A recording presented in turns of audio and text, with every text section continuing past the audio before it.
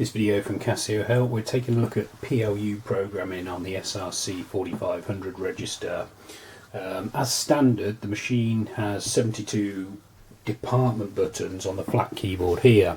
So if you're looking to program these buttons, then you're probably going to need to program departments rather than PLUs, and I've got another video showing you how to do that. If you're unsure whether the buttons are departments or PLUs, you can simply just run a pound or a penny for any of the unprogrammed buttons, and it will either come up and say DEPT or PLU and then the number.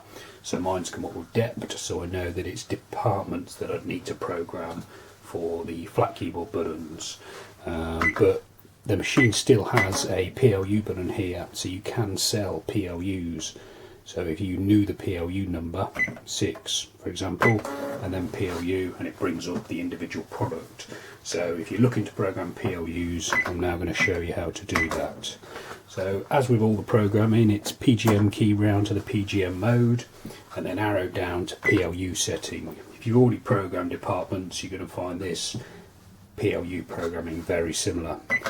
CA amount 10 to go into it. If you know the PLU number you wish to program, so you're only changing one and it's quite low down or high up in the PLU list, then you can enter that number now. If you simply press CA amount 10, it will take you to the root menu of the PLU setting. So I'm just going to program a couple just to show you how they work. So PLU 1 for example, CA amount 10 to go into it.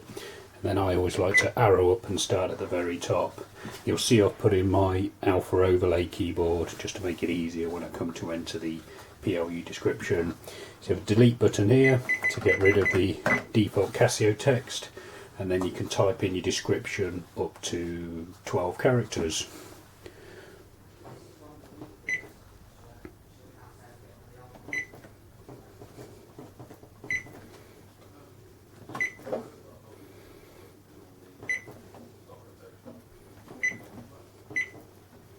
And then arrow down. Once you've typed in the price, typed in the description, you can then arrow down to the price.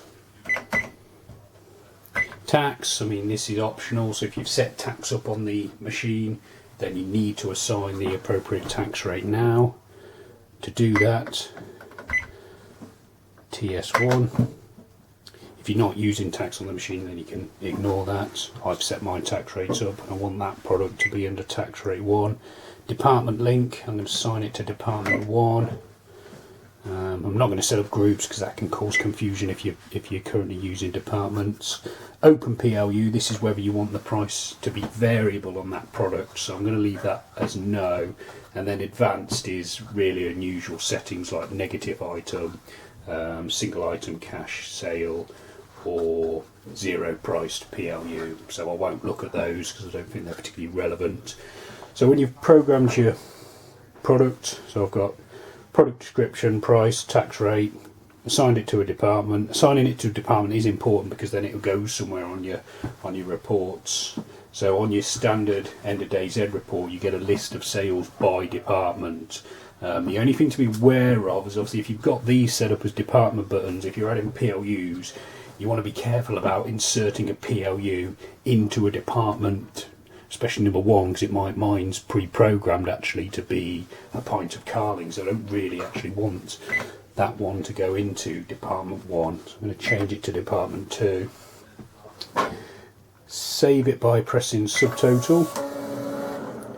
Arrow down to the next one. And again, I like to delete out the description. Type in a name. I'm just going to do this one as an open PLU so I can just show you what the point of it is. I'll just call it open for now. Description's in. I'm not going to give it a price because it's going to be a variable. Assign it to the same tax rate as the previous one. Same department. So the only difference is the fact that I'm going to make it open. Dead easy. You just press cash amount 10 to go into the yes no toggle, and then you go up to yes. It's as simple as that. I'll just quickly show you the advanced functions. You can go into it and not change anything. So one thing that is useful here actually is this is where you'd add a barcode. So if this was going to be a scanning line product, you would scroll down to OBR code and then scan your barcode product, but I've got another video going on about all that, so you can check that out. Single item, 0 unit price, negative price. Single item basically means you're only selling that item in the sale, and then it will automatically cash it off. So if you sold it, it would ping the drawer open and you couldn't add any other items to the sale, and it would presume you'd taken a cash payment as well, so be a bit careful about that. 0 unit price is really unusual. That's more for tracking free gifts or free admissions. But again, if you want these features on, it's dead easy. You just go into it by pressing cash amount end, and then it's a yes no toggle, and then obviously the negative price is self-explanatory. Subtotal to reverse out of there. Back to the main PLU menu, and obviously if you've got lots of PLUs to program, you can carry on firing through them now, but I'm going to come out by pressing subtotal another couple of times and then turning the key round to reg.